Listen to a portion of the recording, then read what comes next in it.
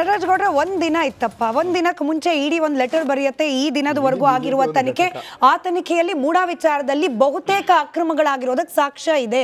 ಸಿದ್ದರಾಮಯ್ಯನವರ ಪತ್ನಿಗೆ ಬಂದಿರೋ 14 ಸೈಟ್ ನಲ್ಲೂ ಕೂಡ ಅಕ್ರಮ ಆಗಿದೆ. ಇಂಚಿಂಚ್ ಮಾಹಿತಿ ಕೊಟ್ಬಿಟ್ಟಿದ್ದಾರೆ ಲೆಟರ್ ನಲ್ಲಿ. ಈಗ ಮೂಡಾ ಪ್ರಕರಣ, ಮೂಡಾ ಹಗರಣ ಬೇರೆ ತನಿಖೆ ಆಗ್ತಾ ಇದೆ ಸರ್ಕಾರದಿಂದ.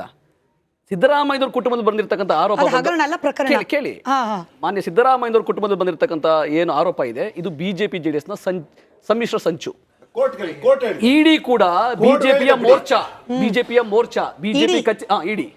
ಇಡಿ ಬಿಜೆಪಿಯ ಒಂದು ಮೋರ್ಚಾ, ಇಡಿ ಮೋರ್ಚಾ ಅಂತ. ಬಿಜೆಪಿಯವರು ಏನ್ ಸಂಚು ಮಾಡಿ ಏನ್ ಹೇಳ್ತಾರೆ, ಯಾವ ಸಮಯದಲ್ಲಿ ಹೇಳ್ತಾರೆ, ಅದನ್ನ ಕೆಲಸ ಮಾಡ್ತಾರೆ ನೋಡಿ. ಈ ಸ್ವಾಭಿಮಾನಿ ಸಮಾವೇಶ ನಿಮ್ಮ ಪ್ರಕಾರ ಬಿಜೆಪಿಯಿಂದ ಇನ್ಸ್ಟ್ರಕ್ಷನ್ ಬಂದು ಇಡಿ ಅವರು ಈ ಲೆಟರ್ ಕೊಟ್ಟಿದ್ದಾರೆ.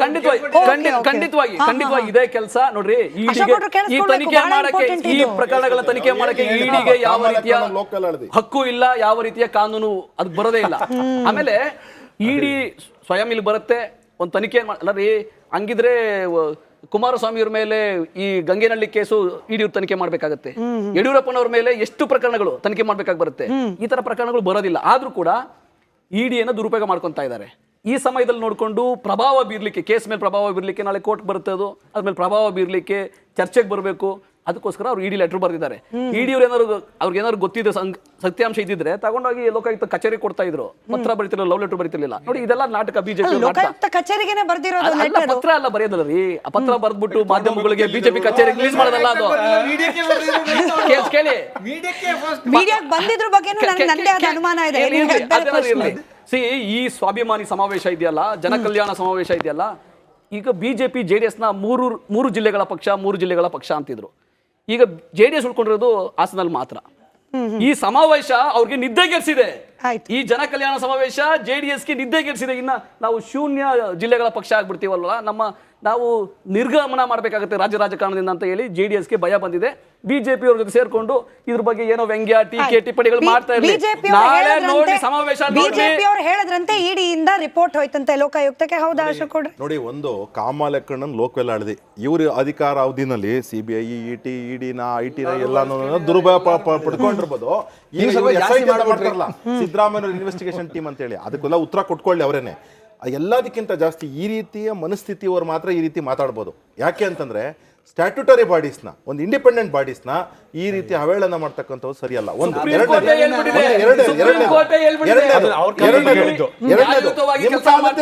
ಬಿಡಿ, ಒಂದು ನಿಮಿಷ. ಇದಕ್ಕೆಲ್ಲದಕ್ಕಿಂತ ಜಾಸ್ತಿ ಹೆಚ್ಚಾಗಿ ಎಷ್ಟು ರೀತಿ ಕನ್ಫ್ಯೂಷನ್ ಕ್ರಿಯೇಟ್ ಮಾಡ್ತಾರೆ, ಲೋಕಾಯುಕ್ತಕ್ಕೆ ಬರೀತಾರೆ. ಈಗ ಎಲ್ಲರಿಗೂ ಗೊತ್ತಿದೆ, ಲೋಕಾಯುಕ್ತಕ್ಕೆ ಬರ್ದಿರ್ತಕ್ಕಂಥ ಲೆಟರ್ ಲೋಕಾಯುಕ್ತದವರನ್ನ ಯಾಕೆ ಪತ್ರಿಕರ್ತರಿಗೆ ಕೊಟ್ಟಿರಬಾರ್ದು? ಆಮೇಲೆ ಲೋಕಾಯುಕ್ತರಲ್ಲಿ ಇವ್ರು ಅನ್ಕೊಂಡಿದ್ದಾರೆ ಎಲ್ಲಾರು ಸಿದ್ದರಾಮಯ್ಯ ಕಡೆ ಇದ್ದಾರೆ ಅಂತ. ಡಿ ಕೆ ಶಿವಕುಮಾರ್ ಕಡೆ ಅವರು ಇದ್ದಾರೆ, ಡಿ ಕೆ ಶಿವಕುಮಾರ್ ಕಡೆ ಅವರು ಲೋಕಾಯುಕ್ತಲ್ಲಿದ್ದಾರೆ. ಆಮೇಲೆ ಡಿ ಕೆ ಶಿವಕುಮಾರ್ ಅವ್ರಿಗೇನು ಸ್ಪೈಗಳು ಸಿದ್ದರಾಮಯ್ಯ ಮಲ್ಲಿದ್ದಾರೆ, ಸಿದ್ದರಾಮಯ್ಯ ಸ್ಪೈಗಳು ಡಿ ಕೆ ಶಿವಕುಮಾರ್ ಮಲ್ಲಿದ್ದಾರೆ. ಇದೆಲ್ಲ ಸತ್ಯನೇ ಇರ್ಲಿ.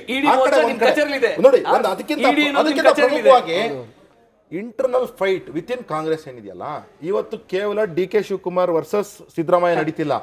ಇನ್ನೊಂದು ಎಂಟ್ರಿ ಇದೆ ಪರಮೇಶ್ವರ್, ಇನ್ನೊಂದು ಎಂಟ್ರಿ ಇದೆ ಖರ್ಗೆ, ಇನ್ನೊಂದು ಎಂಟ್ರಿ ಇದೆ ಎಂ ಬಿ ಪಾಟೀಲ್, ಇನ್ನೊಂದು ಎಂಟ್ರಿ ಇದೆ ಜಮೀರ್ ಅಹಮದ್, ಸತೀಶ್ ಜಾರಕಿಹೊಳಿ, ಇನ್ನೊಂದು ಎಂಟ್ರಿ ಇದೆ 9 ಮನೆ. ಒಟ್ಟಿನಲ್ಲಿ ಕಾಂಗ್ರೆಸ್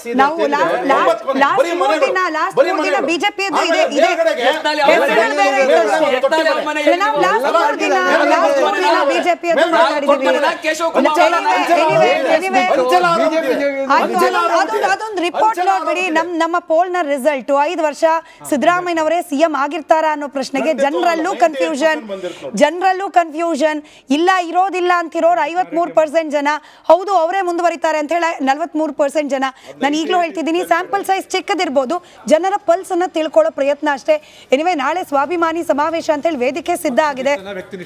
ಆಯ್ತು ಸರ್, ನಾನೊಂದು ಕ್ವಿಕ್ ಬ್ರೇಕ್ ಹೋಗ್ಬೇಕು. ಬಹುಶಃ ಧನ್ಯವಾದ ಚರ್ಚೆಯಲ್ಲಿ ಭಾಗವಹಿಸಿದ್ದಕ್ಕೆ. ಎಲ್ಲರೂ ಕೂಡ ನಾಳೆ ನಾನ್ ಸ್ಟಾಪ್ ಕವರೇಜ್ ಇರುತ್ತೆ. ಬಹುಶಃ ಆಫ್ಟರ್ ದ ಸಮಾವೇಶ ಡಿಬೇಟ್ ನಲ್ಲಿ ಇವರೇ ಭಾಗವಹಿಸ್ತಾರೆ ಅಂತ ಹೇಳಿ ಕ್ವಿಕ್ ಬ್ರೇಕ್ ಹೋಗಿ ಬನ್ನಿ.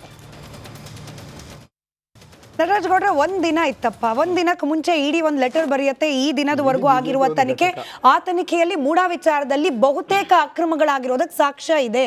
ಸಿದ್ದರಾಮಯ್ಯನವರ ಪತ್ನಿಗೆ ಬಂದಿರೋ 14 ಸೈಟ್ ನಲ್ಲೂ ಕೂಡ ಅಕ್ರಮ ಆಗಿದೆ. ಇಂಚಿಂಚ್ ಮಾಹಿತಿ ಕೊಟ್ಬಿಟ್ಟಿದ್ದಾರೆ ಲೆಟರ್ ನಲ್ಲಿ. ಈಗ ಮೂಡಾ ಪ್ರಕರಣ, ಮೂಡಾ ಹಗರಣ ಬೇರೆ ತನಿಖೆ ಆಗ್ತಾ ಇದೆ ಸರ್ಕಾರದಿಂದ. ಸಿದ್ದರಾಮಯ್ಯನವ್ರ ಕುಟುಂಬದಲ್ಲಿ ಬಂದಿರತಕ್ಕಂಥ ಆರೋಪ ಅದು ಹಗರಣಲ್ಲ ಪ್ರಕರಣ. ಕೇಳಿ ಹಾ, ಹಾ. ಮಾನ್ಯ ಸಿದ್ದರಾಮಯ್ಯನವ್ರ ಕುಟುಂಬದಲ್ಲಿ ಬಂದಿರತಕ್ಕಂಥ ಏನು ಆರೋಪ ಇದೆ ಇದು ಬಿಜೆಪಿ ಜೆಡಿಎಸ್ ನ ಸಮ್ಮಿಶ್ರ ಸಂಚು. ಕೋರ್ಟ್ ಇಡಿ ಕೂಡ ಬಿಜೆಪಿಯ ಮೋರ್ಚಾ ಬಿಜೆಪಿ ಇಡಿ ಬಿಜೆಪಿಯ ಒಂದು ಮೋರ್ಚಾ, ಇಡಿ ಮೋರ್ಚಾ ಅಂತ. ಬಿಜೆಪಿಯವರು ಏನ್ ಸಂಚು ಮಾಡಿ ಏನ್ ಹೇಳ್ತಾರೆ, ಯಾವ ಸಮಯದಲ್ಲಿ ಹೇಳ್ತಾರೆ, ಅದನ್ನ ಕೆಲಸ ಮಾಡ್ತಾರೆ ನೋಡಿ. ಈ ಸ್ವಾಭಿಮಾನಿ ಸಮಾವೇಶ ನಿಮ್ಮ ಪ್ರಕಾರ ಬಿಜೆಪಿಯಿಂದ ಇನ್ಸ್ಟ್ರಕ್ಷನ್ ಬಂದು ಇಡಿ ಅವರು ಈ ಲೆಟರ್ ಕೊಟ್ಟಿದ್ದಾರೆ. ಖಂಡಿತವಾಗಿ ಇದೇ ಕೆಲಸ ನೋಡ್ರಿ. ಈ ತನಿಖೆ ಮಾಡಕ್ಕೆ, ಈ ಪ್ರಕರಣಗಳ ತನಿಖೆ ಮಾಡಕ್ಕೆ ಇಡಿಗೆ ಯಾವ ರೀತಿಯ ಹಕ್ಕು ಇಲ್ಲ, ಯಾವ ರೀತಿಯ ಕಾನೂನು ಅದು ಬರೋದೇ ಇಲ್ಲ. ಆಮೇಲೆ ಇಡಿ ಸ್ವಯಂ ಇಲ್ಲಿ ಬರುತ್ತೆ, ಒಂದು ತನಿಖೆ ಅಲ್ಲ ರೀ. ಹಂಗಿದ್ರೆ ಕುಮಾರಸ್ವಾಮಿ ಅವ್ರ ಮೇಲೆ ಈ ಗಂಗೇನಹಳ್ಳಿ ಕೇಸು ಇಡಿ ತನಿಖೆ ಮಾಡ್ಬೇಕಾಗತ್ತೆ. ಯಡಿಯೂರಪ್ಪನವ್ರ ಮೇಲೆ ಎಷ್ಟು ಪ್ರಕರಣಗಳು ತನಿಖೆ ಮಾಡ್ಬೇಕಾಗಿ ಬರುತ್ತೆ. ಈ ತರ ಪ್ರಕರಣಗಳು ಬರೋದಿಲ್ಲ. ಆದ್ರೂ ಕೂಡ ಇಡಿಯನ್ನು ದುರುಪಯೋಗ ಮಾಡ್ಕೊಂತಾ ಇದ್ದಾರೆ. ಈ ಸಮಯದಲ್ಲಿ ನೋಡಿಕೊಂಡು ಪ್ರಭಾವ ಬೀರ್ಲಿಕ್ಕೆ, ಕೇಸ್ ಮೇಲೆ ಪ್ರಭಾವ ಬೀರ್ಲಿಕ್ಕೆ, ನಾಳೆ ಕೋರ್ಟ್ ಬರುತ್ತೆ, ಅದು ಅದ್ಮೇಲೆ ಪ್ರಭಾವ ಬೀರ್ಲಿಕ್ಕೆ ಚರ್ಚೆಗೆ ಬರಬೇಕು, ಅದಕ್ಕೋಸ್ಕರ ಅವ್ರು ಇಡಿ ಲೆಟರ್ ಬರೆದಿದ್ದಾರೆ. ಇಡಿ ಅವ್ರಿಗೆ ಏನಾದ್ರು ಗೊತ್ತಿದೆ, ಸತ್ಯಾಂಶ ಇದ್ದಿದ್ರೆ ತಗೊಂಡೋಗಿ ಲೋಕಾಯುಕ್ತ ಕಚೇರಿ ಕೊಡ್ತಾ ಇದ್ರು. ಪತ್ರ ಬರೀತಿರ್ಲಿಲ್ಲ, ಲವ್ ಲೆಟರ್ ಬರೀತಿರ್ಲಿಲ್ಲ. ನೋಡಿ ಇದೆಲ್ಲ ನಾಟಕ. ಬಿಜೆಪಿ ಲೋಕಾಯುಕ್ತ ಕಚೇರಿಗೆನೆ ಬರ್ದಿರೋದು ಪತ್ರ ಅಲ್ಲ ಬರೆಯೋದಲ್ಲ ರೀ. ಆ ಪತ್ರ ಬರ್ದ್ಬಿಟ್ಟು ಮಾಧ್ಯಮಗಳಿಗೆ ಬಿಜೆಪಿ ಕಚೇರಿ ರಿಲೀಸ್ ಮಾಡೋದಲ್ಲ ಅದು. ಕೇಳಿ, ಮೀಡಿಯಾಕ್ಕೆ ಬಂದಿದ್ರ ಬಗ್ಗೆನೂ ನನ್ನದೇ ಆದ ಅನುಮಾನ ಇದೆ. ಈ ಸ್ವಾಭಿಮಾನಿ ಸಮಾವೇಶ ಇದೆಯಲ್ಲ, ಜನಕಲ್ಯಾಣ ಸಮಾವೇಶ ಇದೆಯಲ್ಲ, ಈಗ ಬಿಜೆಪಿ ಜೆಡಿಎಸ್ ನ ಮೂರು ಜಿಲ್ಲೆಗಳ ಪಕ್ಷ ಅಂತಿದ್ರು. ಈಗ ಜೆಡಿಎಸ್ ಉಳ್ಕೊಂಡಿರೋದು ಹಾಸನಲ್ಲಿ ಮಾತ್ರ. ಈ ಸಮಾವೇಶ ಅವ್ರಿಗೆ ನಿದ್ದೆಗೆಡಿಸಿದೆ. ಈ ಜನ ಕಲ್ಯಾಣ ಸಮಾವೇಶ ಜೆಡಿಎಸ್ಗೆ ನಿದ್ದೆಗೆಡಿಸಿದೆ. ಇನ್ನ ನಾವು ಶೂನ್ಯ ಜಿಲ್ಲೆಗಳ ಪಕ್ಷ ಆಗ್ಬಿಡ್ತೀವಲ್ಲ, ನಾವು ನಿರ್ಗಮನ ಮಾಡಬೇಕಾಗುತ್ತೆ ರಾಜ್ಯ ರಾಜಕಾರಣದಿಂದ ಅಂತ ಹೇಳಿ ಜೆಡಿಎಸ್ಗೆ ಭಯ ಬಂದಿದೆ. ಬಿಜೆಪಿ ಅವ್ರ ಜೊತೆ ಸೇರ್ಕೊಂಡು ಇದ್ರ ಬಗ್ಗೆ ಏನೋ ವ್ಯಂಗ್ಯ, ಟೀಕೆ, ಟಿಪ್ಪಣಿಗಳು ಮಾಡ್ತಾ ಇರ್ಲಿ. ಬಿಜೆಪಿ ಅವರು ಹೇಳಿದ್ರಂತೆ ಇಡಿಯಿಂದ ರಿಪೋರ್ಟ್ ಹೋಯ್ತಂತೆ ಲೋಕಾಯುಕ್ತಕ್ಕೆ. ಹೌದಾ ಅಶೋಕ್? ನೋಡಿ, ಒಂದು ಕಾಮಾಲೆಕ್ಕಣ್ಣನ್ ಲೋಕವೆಲ್ಲ ಆಳಿದೆ. ಇವ್ರ ಅಧಿಕಾರ ಅವಧಿನಲ್ಲಿ ಸಿಬಿಐ, ಇಡಿನ, ಐಟಿನ ಎಲ್ಲಾನು ದುರುಪಯೋಗ ಪಡ್ಕೊಂಡಿರ್ಬೋದು. ಸಿದ್ದರಾಮಯ್ಯ ಇನ್ವೆಸ್ಟಿಗೇಷನ್ ಟೀಮ್ ಅಂತ ಹೇಳಿ ಅದಕ್ಕೆಲ್ಲ ಉತ್ತರ ಕೊಟ್ಕೊಳ್ಳಿ ಅವರೇನೆ. ಎಲ್ಲದಕ್ಕಿಂತ ಜಾಸ್ತಿ ಈ ರೀತಿಯ ಮನಸ್ಥಿತಿಯವರು ಮಾತ್ರ ಈ ರೀತಿ ಮಾತಾಡ್ಬೋದು. ಯಾಕೆ ಅಂತಂದ್ರೆ ಸ್ಟ್ಯಾಟ್ಯೂಟರಿ ಬಾಡೀಸ್ನ, ಒಂದು ಇಂಡಿಪೆಂಡೆಂಟ್ ಬಾಡೀಸ್ನ ಈ ರೀತಿ ಅವೇಳನ ಮಾಡ್ತಕ್ಕಂಥದ್ದು ಸರಿಯಲ್ಲ. ಒಂದು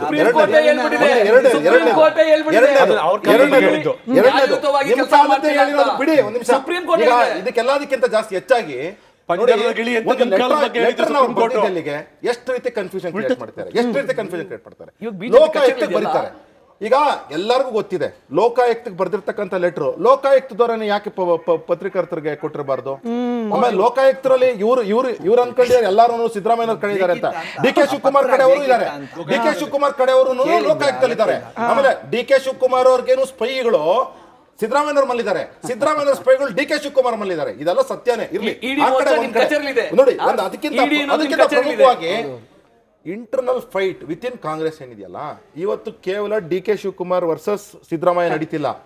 ಇನ್ನೊಂದು ಎಂಟ್ರಿ ಇದೆ ಪರಮೇಶ್ವರ್, ಇನ್ನೊಂದು ಎಂಟ್ರಿ ಇದೆ ಖರ್ಗೆ, ಇನ್ನೊಂದು ಎಂಟ್ರಿ ಇದೆ ಎಂ ಬಿ ಪಾಟೀಲ್, ಇನ್ನೊಂದು ಎಂಟ್ರಿ ಇದೆ ಜಮೀರ್ ಅಹಮದ್, ಇನ್ನೊಂದು ಸತೀಶ್ ಜಾರಕಿಹೊಳಿ, ಇನ್ನೊಂದು ಎಂಟ್ರಿ ಇದೆ 9 ಮನೆ.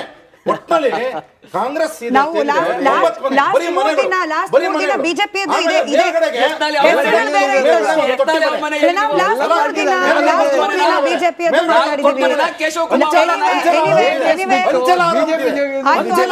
ಅದೊಂದು ರಿಪೋರ್ಟ್ ನೋಡ್ಬಿಡಿ. ನಮ್ಮ ಪೋಲ್ ನ ರಿಸಲ್ಟ್ 5 ವರ್ಷ ಸಿದ್ದರಾಮಯ್ಯನವರೇ ಸಿಎಂ ಆಗಿರ್ತಾರ ಅನ್ನೋ ಪ್ರಶ್ನೆಗೆ ಜನರಲ್ಲೂ ಕನ್ಫ್ಯೂಷನ್ ಇಲ್ಲ, ಇರೋದಿಲ್ಲ ಅಂತಿರೋರು 53% ಜನ, ಹೌದು ಅವರೇ ಮುಂದುವರಿತಾರೆ ಅಂತ ಹೇಳಿ 43% ಜನ. ನಾನು ಈಗಲೂ ಹೇಳ್ತಿದ್ದೀನಿ, ಸ್ಯಾಂಪಲ್ ಸೈಜ್ ಚಿಕ್ಕದಿರ್ಬೋದು, ಜನರ ಪಲ್ಸ್ ಅನ್ನ ತಿಳ್ಕೊಳ್ಳೋ ಪ್ರಯತ್ನ ಅಷ್ಟೇ. ಎನಿವೆ, ನಾಳೆ ಸ್ವಾಭಿಮಾನಿ ಸಮಾವೇಶ ಅಂತ ಹೇಳಿ ವೇದಿಕೆ ಸಿದ್ಧ ಆಗಿದೆ.